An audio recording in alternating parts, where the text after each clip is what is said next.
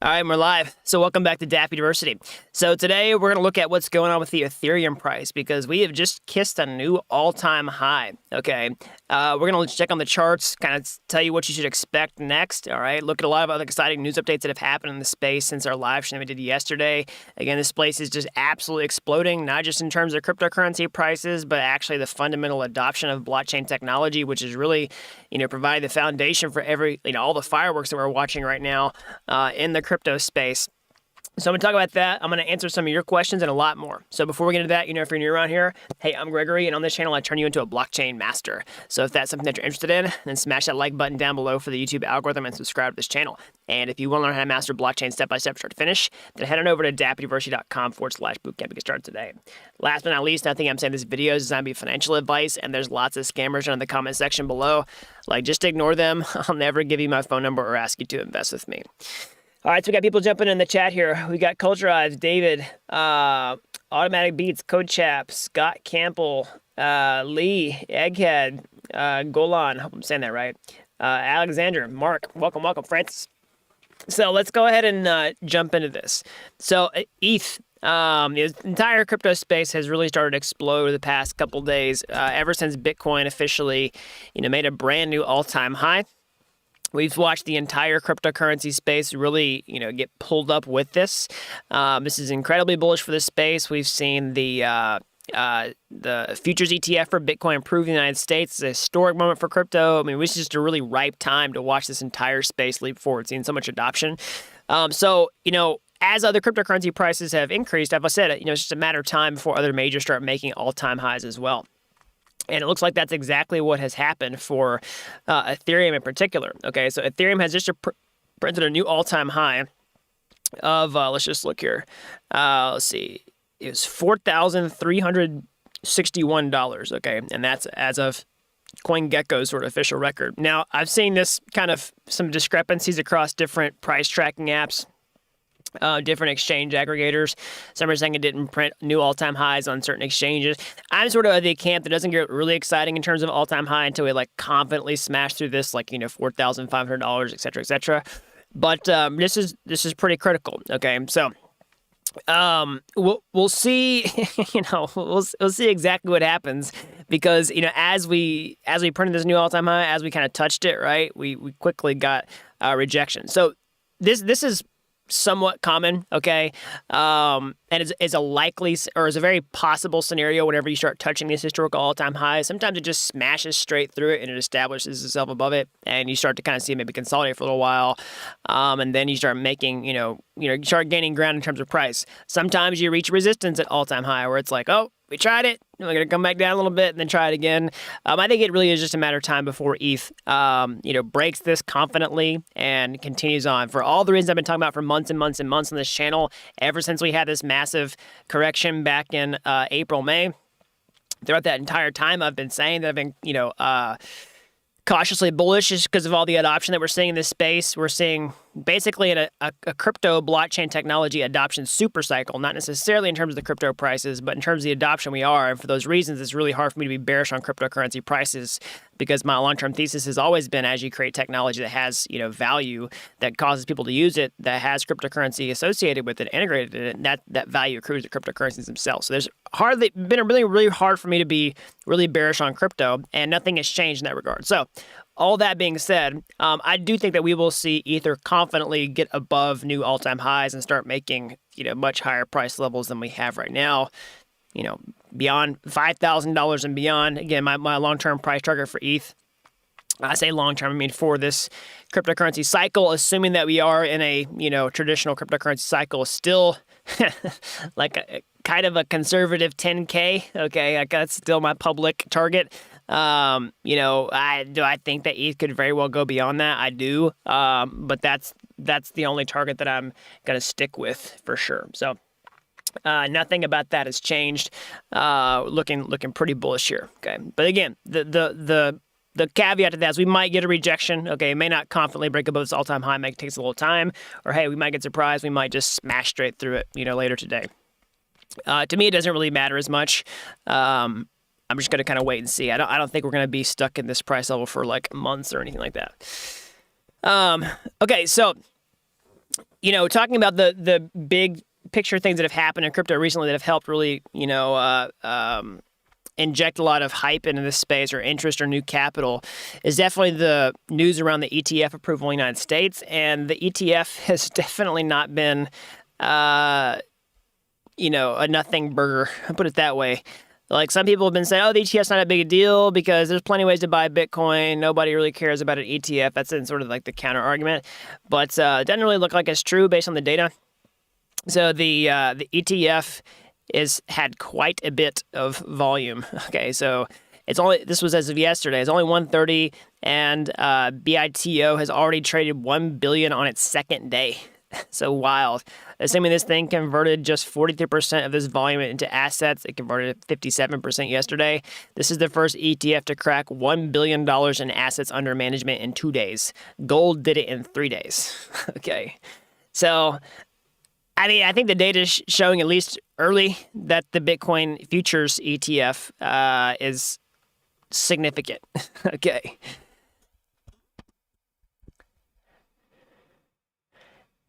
And in terms of how we're seeing, crypto, sort of the froth in the marketplace, and what's happening across traditional markets too, according to crypto, regarding to crypto, a CME Bitcoin futures open interest is at all-time highs. Okay, so people are very risk on right now. That's the appetite for this market. That's how I expect things to play out over the next several months. We'll see a lot of momentum traders coming into this space, buying new highs, riding that up, leverage, all this type of stuff. I think it's going to get crazy again.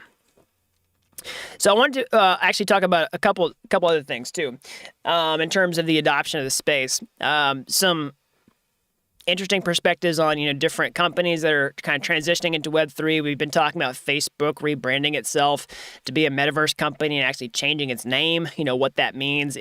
Does that mean that they're going to change Facebook, the product, to be named something else, or is the parent company that makes Facebook the product, is it going to change its name? What's going to happen? We don't know for sure. But let's start with some more adoption metrics. Okay, there's a lot to talk about here, but one thing I want to call out that's a huge milestone for crypto is actually what's going on in the DeFi space, okay? Because, back in 2020, many moons ago in crypto, back in 2020, that was when we really saw the decentralized finance or DeFi use case just sort of come out of nowhere. I mean, it didn't really come out of nowhere. We've been building it for years, but that's when it was sort of like the overnight success that takes, years to build, but then finally kind of sees this hockey stick-like adoption. DeFi is amazing for crypto because it was the first real use case that kind of just flourished and saw product market fit and saw, a massive influx of users and capital. I'm including cryptocurrency with that, but I'm really talking about DeFi being the next level with making cryptocurrencies programmable and actually replacing, traditional financial instruments on blockchain like savings and lendings made with dApps, made with smart contracts. Yield, all that type of stuff, trading. DeFi has crossed a major milestone, which I predicted would happen in 2021, right, at the beginning of this year, which is it just crossed $100 billion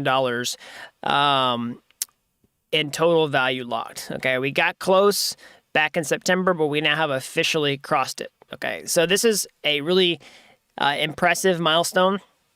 I'm gonna kind of pat myself on the back here for getting a prediction right, because this is what I said back in January. It's one of my top predictions that DeFi would cross $100 billion in total value locked, as recorded by this particular website here. There's other websites that count TVL differently, but I was like, hey, if we're gonna use one thing, let's be consistent with the metric that we use. This is it, and we just crossed that milestone today. So we've seen an explosion of this. Now, part of this is just a mere function of cryptocurrency prices increasing.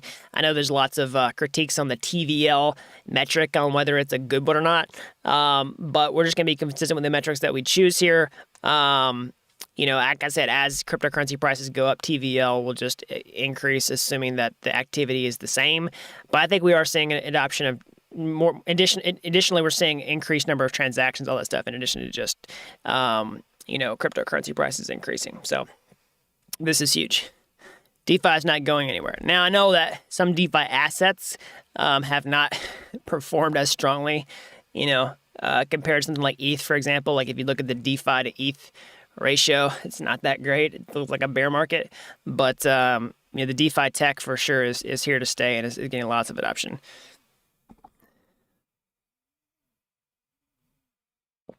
So let's talk about other kind of use cases for blockchain and how they're converging. I actually want to talk about something that I saw was pretty interesting yesterday, come up on Twitter, which is a brief interaction. Let me see if let me make sure they didn't delete the tweets. Hold on.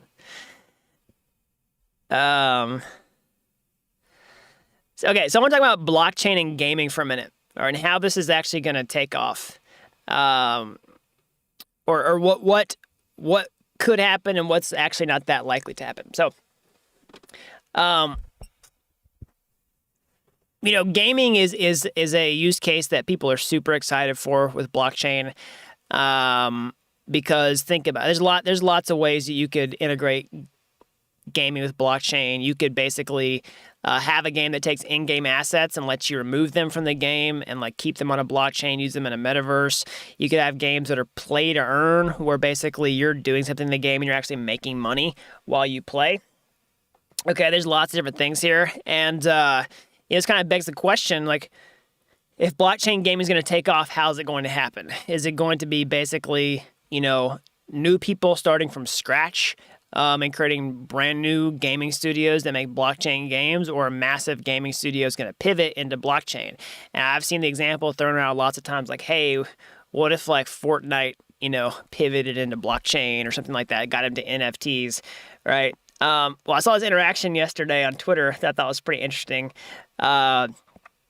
which is from Tim Sweeney. So somebody messaged him and was like, hey, check your inbox. I don't know what the message is actually about.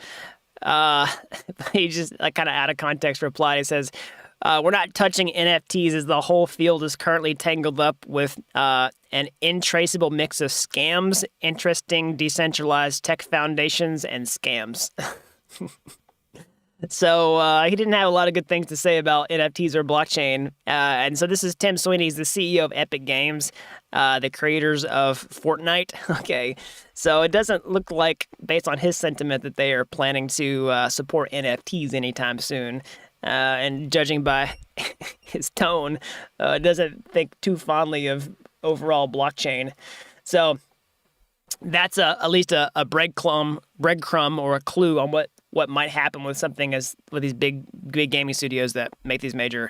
Now, at least just one. Okay, so we'll see if that sentiment, gets applied across the board. But we've seen other positive sentiment from companies like NVIDIA, betting on a metaverse future, all that type of stuff. Now, that may not apply to gaming necessarily, but it was at least an interesting interaction to see, because I think there's a little bit of naivete in crypto that thinks, oh, of course, we're building is amazing and everybody's just going to like flock over. That's not always true. Like, especially when you have people who create these massive Web 2 companies, like they don't always have the incentive to just like change what they're doing, because what they're doing is working massively. We're talking about like how multi-billionaires have made their wealth. You think they're just going to like give all that up and just like transition to something else when the thing that they're doing is working? Not always.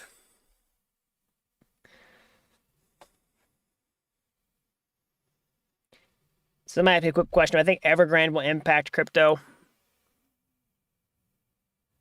I think my view on Evergrande is still consistent with what it was when it first hit the scene, which was basically, I'm no expert in macroeconomics or Asian real estate markets, but I would say, based on just sheer probability, I don't expect Evergrande to be like a massive systemic risk, because the number of times that you could accurately identify a massive systemic risk like that and be right, you can count down one hand. You know what I mean? The number of times you could do that in the past 50 to 100 years, okay?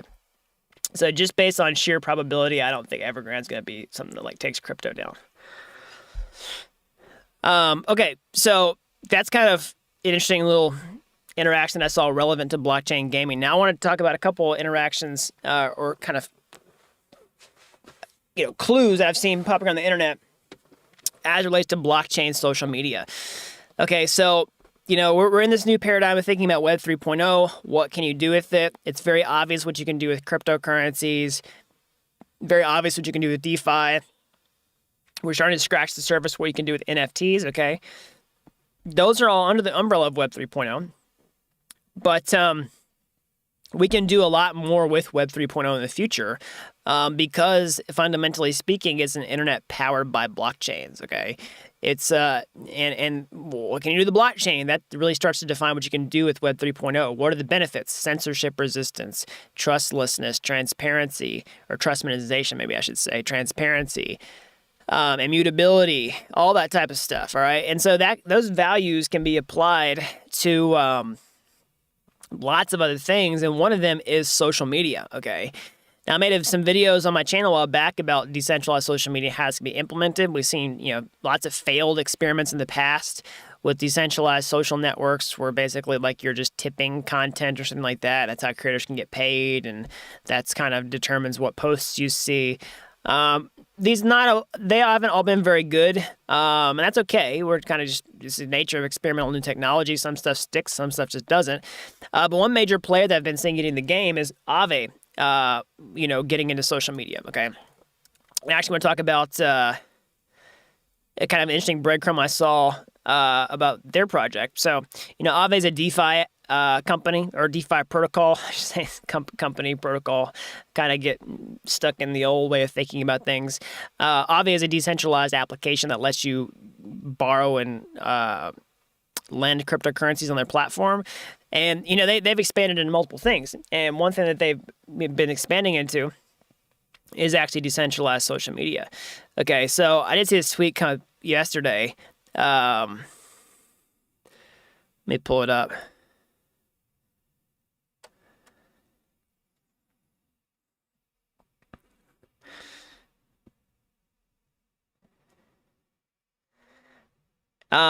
Where basically it was a screenshot, I think maybe from a presentation where they're actually, talking about what's going to be possible with the AAVE social media. You're talking about like with AAVE, you're going to own your memes, okay? So, but there's a bigger concept here that applies to Web 3.0 and what you can do with blockchain-based social media. Which you can kind of see the slide here, and this is Stani, mastermind behind AAVE.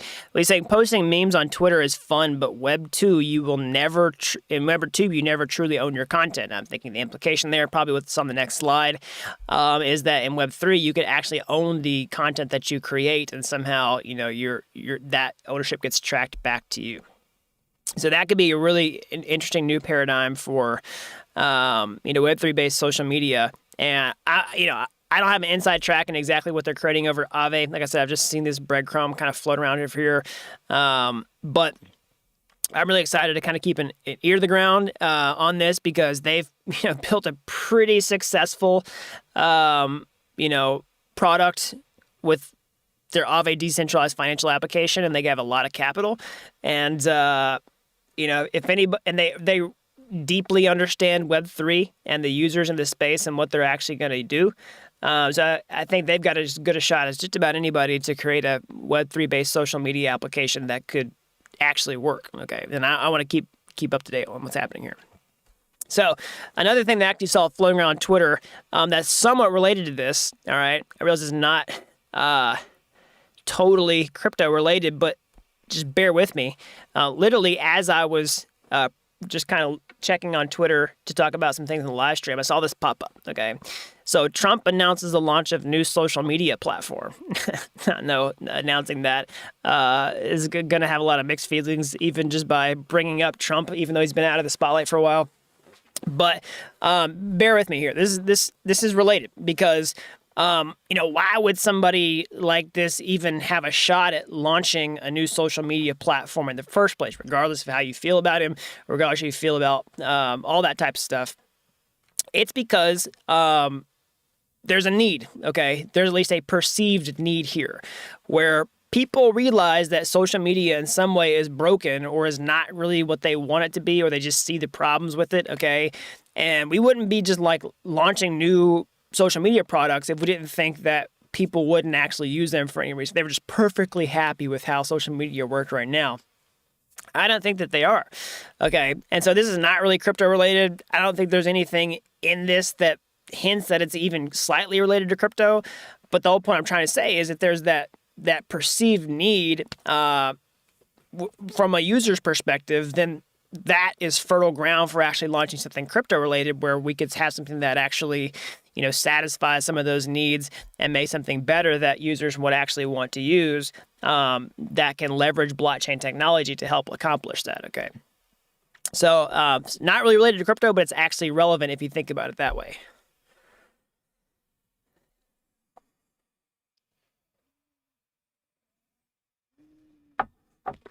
Somebody says, right, but Parler went absolutely nowhere. Yeah, it's true. I'm not even saying that this new effort that Trump is talking about is going to be successful either. But what I'm saying is that people are open to the idea of new social networks. And what if Web3 can create something, that was actually satisfy that need? I'm not saying that the first Web 3.0 social media experiment in this new generation of social media apps is going to work. That's not what I'm saying. No guarantee here. I do think that there's a possibility to crack the code on something that can be worked, that can get a critical mass of users that actually is very impressive. And some of the other things that have failed in the past may have failed for certain reasons, and you might be able to find something in the future that, works. I mean, new social media apps come up every handful of years and get a lot of users. I realize that there's going to be diminishing returns on that over time, but think about how viral TikTok got, right? We already had like video sharing with Instagram stories and all that type of stuff, but TikTok was just a slightly different thing. We had Snapchat before. TikTok blew up like crazy.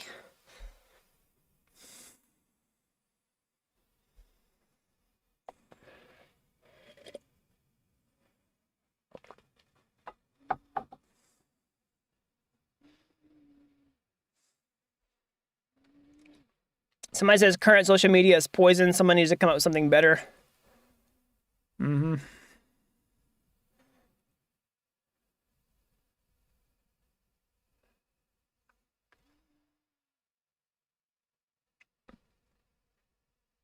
Somebody says I'm only here because I got banned from TikTok for 2 days.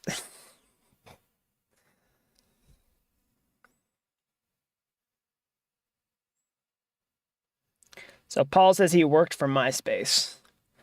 That's pretty OG.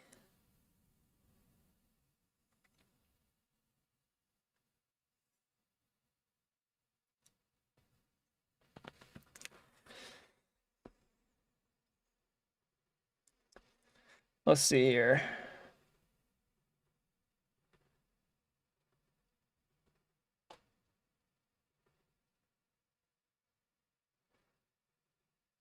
So somebody says I'm learning Python. Can it be used to make blockchain, or should I move on to Solidity?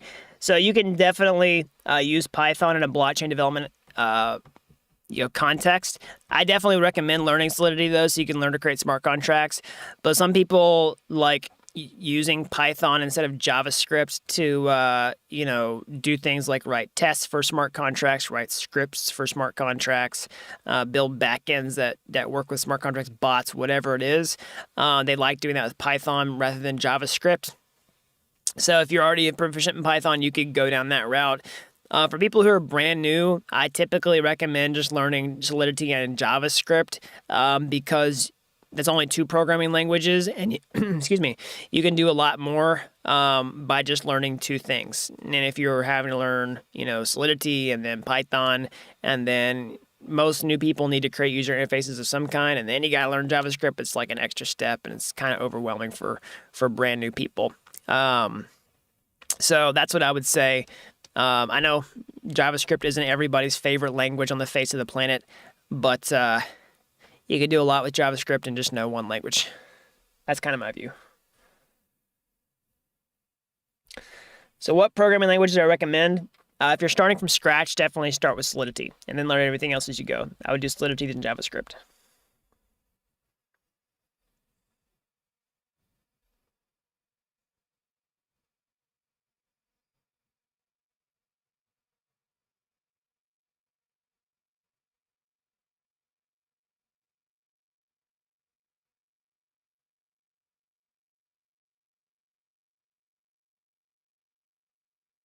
So this is if I tried building on Solana. It seems pretty fun. I've messed around with this SDK for Solana.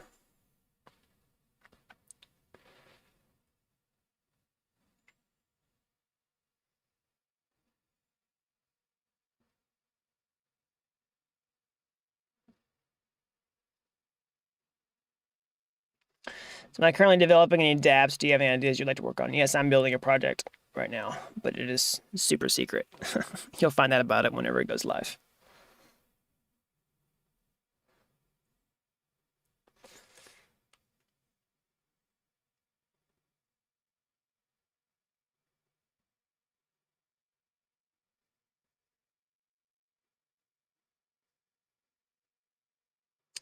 Any use to learn low-level blockchain programming? It just depends on what you want to do. I would say if you're just starting, I would say only learn it if the need arises. I'll put it that way. Or if you somehow see a niche that you can get into, or like a certain job opportunity that you can get to, that's what I would also consider a need. Then learn it specifically for that, but do it with some really specific goal in mind. Like never learn anything unless you see a real need for it, because I mean, your time is valuable. You don't want to waste time just like messing around with stuff, especially if you're trying to learn programming for the first time. So if you can't identify those needs, then don't worry about it. Or you don't want to identify those needs, don't worry about it. Just like learn the thing that's really in demand, which is going to be general blockchain development, focusing on smart contract development. That will teach you a lot about how blockchains work, and then build the other skills around that.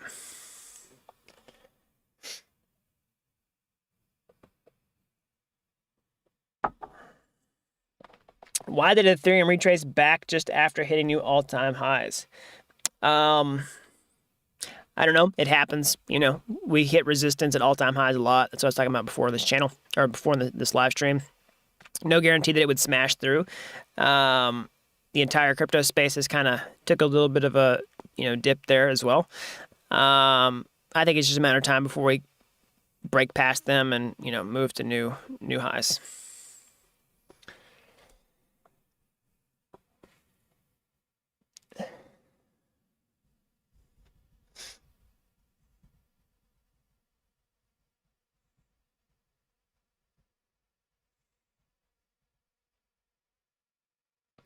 So somebody says, need help with strategy for exiting crypto before crypto winter. Any ideas? So I'm not going to give like financial advice, because that's not really what I do. But I mean, there's a couple of things there.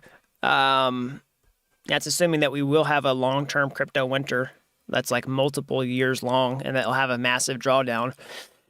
There's no guarantee of that. There's multiple schools of thought here.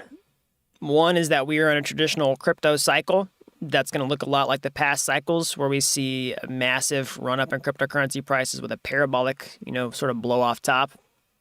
And that whenever that parabola happens, that's going to correct to the downside, usually with some massive quick correction around 50% or more. And then that will sort of like have a little bit of relief, and then it'll, be bearish for 2 years. There's no guarantee that's going to happen. Okay. There's still a lot of smart analysts in this space that think it's going to happen. And usually to support that thesis, it's the price targets are way higher than most people are thinking. And if that's true, if I saw that, like if I saw Bitcoin basically rocket off to $350,000 by like March or something like that, that would probably be pretty parabolic, right? Pretty euphoric, all right? So that would be a situation where I'm just telling you what I would personally do in that situation. I would personally think about taking profits. But I mean, if we see like $100,000 Bitcoin, $150,000 Bitcoin, $10,000 Ether, and things haven't gotten that crazy, like me personally, this is not financial advice for anybody watching this video. I mean, I don't know. Yeah, that doesn't seem like a recipe for a multi-year bear market with the amount of adoption that we're seeing in the space. Like we saw the blow-up happen last May, where Bitcoin kind of formed that rounded top. And, ETH formed that sort of sharp thing here, whatever you call that, right? This is what happened with ETH. And then we saw a really fast 50% correction, and then it kind of did this. It's like, well, that was a bear market, I guess, if you want to think about it, but it didn't last very long. We were kind of back off to the races. Similar type of thing. I mean, like this, what happened here was ETH, like, did a really fast, 2x basically. So if ETH did a really fast 2x right now, we'd be pretty close to 10K. So basically, if ETH broke through all-time highs and had a little bit of upward trajectory and then 2x to 10, 11K, like why? I don't know that we would hit some long-term bear market after that.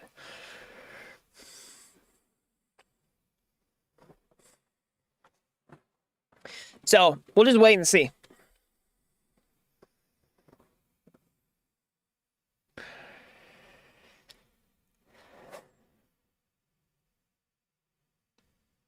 The real question is can ETH handle 7 billion users? Well, that's pretty close to the entire number of people in the entire world. And realistically speaking, not that many people in the entire world are actually going to use blockchains in the first place.